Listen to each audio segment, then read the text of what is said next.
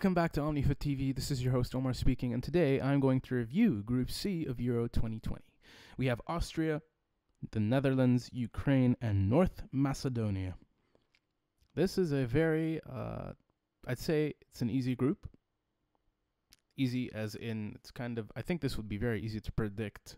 But let's just start with Ukraine. I think allowing Shevchenko to take over that team has given the Ukrainian fans a lot to look forward to. He's gained a lot of credibility as their manager, having qualified with not necessarily ease, but they've done a very good job. I think that their goal this time around is going to be to qualify from the group stages because they have yet to do so. And I'm actually quite optimistic about it because Ukraine have had a lot of potential for a couple of years now. Their key players are currently, I'd say, Zinchenko, Malinovsky, who scored 12 and assisted, and scored 8 and assisted 12 for Atalanta this season as they gain Champions League football for next, and Yarmolenko, who I've had my eye on since 2012 because, to be honest, he's been quite impressive. Even then, he was quite impressive. He's been instrumental under David Moyes at West Ham this past season, and if fit, he is the captain, but if fit, he could actually do some damage. Ukraine have been an organized side. Not many people, from what I've seen and heard, have any issue with Shevchenko. They're actually quite optimistic having him as the boss. I mean, I would be too, to be honest. The man has done a very good job. And let's go on to the Netherlands. The Netherlands have a very tricky situation to deal with, or they're already in multiple tricky situations.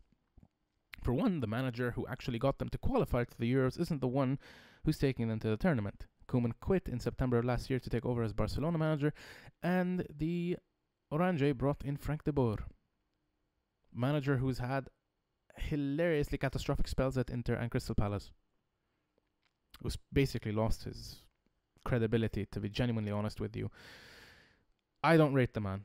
You know, I'm not gonna lie.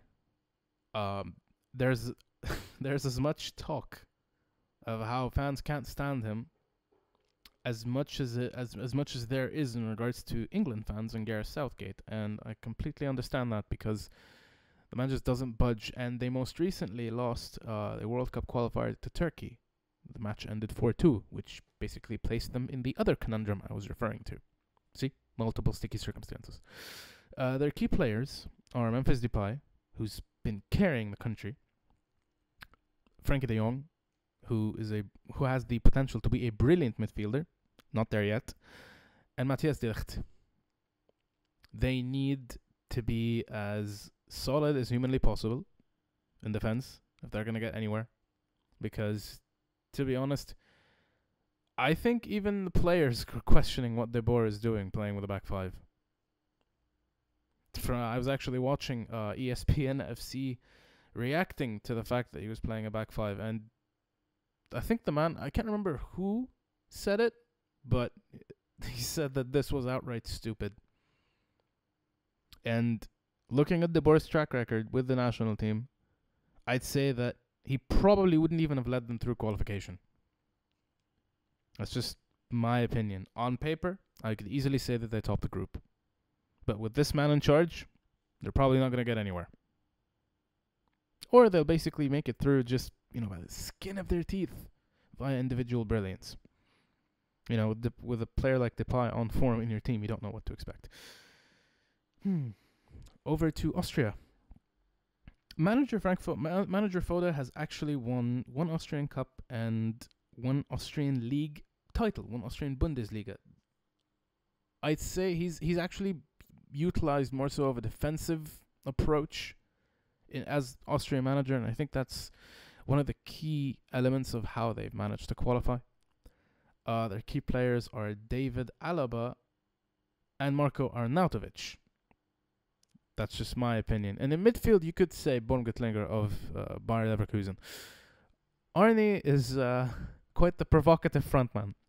So I'd say that if given the right chances, he'd probably be a bit clinical. A bit. Alaba's good in defense. So he's basically going to be their focal point going forward, if you ask me. Although Austria have yet to win a single game at the Euros. They've not won in 6 games. They've played 6 games at the tournament. They have yet to win any. So with this kind of group, they have Ukraine and the Netherlands to deal with, not really fancying their chances. North Macedonia. This one is pretty heartwarming, to be honest. What more to say? Okay, I'm just gonna stop. Their manager, Angelovski,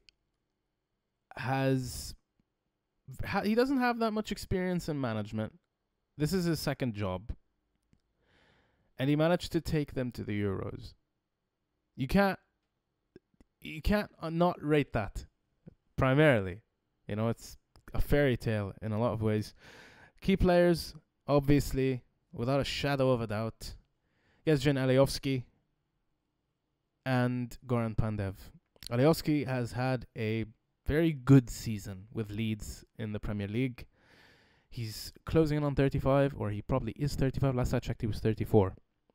Excuse me if, correct me if I'm wrong in the comments. He's a workhorse. That man is a workhorse. I respect the hell out of him. Seriously.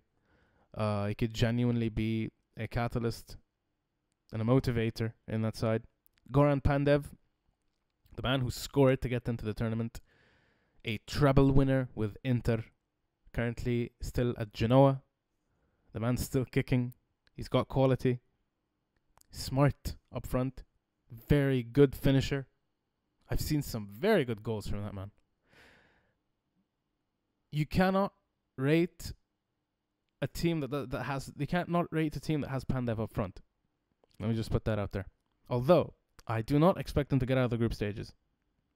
But they could cause an upset. They have that chance. There's always that chance. They've never been to an international tournament before. This is their first. The Netherlands have won it in 1988. Austria haven't gotten through the group stages. Best finish. Ukraine have also not gotten through the group stages. So here's my prediction. And if you're wondering why I keep looking down, just to make sure that what I'm saying is, make sure that I took a couple of notes. Help me keep my mind in check. To predict how this group is going to go, I would say that on paper, the Netherlands could finish first. But under Frank de Boer, you cannot expect anything. So, Ukraine first. The Netherlands second. I could actually go with FYR Macedonia in third and Austria in fourth. There is a slight chance of that happening. On paper, I'd probably, put Macedonia in fourth and Austria in third. But there is still that chance. Again, I've repeated that sentence a lot. Overall, my opinion on how these sides are going to do is that, to sum it all up, Ukraine have the most credible manager of the bunch. Individually, Holland have the best team, although this is not one of their best teams in a long time, if you ask me. There's not much balance. Least credible manager, obviously Frank de Boer. And you have two teams who are going to be battling it out for that third spot, which are Austria and FR Macedonia. And I would assume that whoever wins would have to do so tactically. I think this is going to be a crunch game of tactical know-how. It's going to be a game of chess between both nations. You can't really compare them individually. I think Austria would come out on top. But, again, there's still that chance. Thank you for tuning in to the third preview ahead of the Euros. I think this has been my best video yet. Tried to keep things, simple, sum up everything. The video for Group D is also on the way, so stay tuned to that.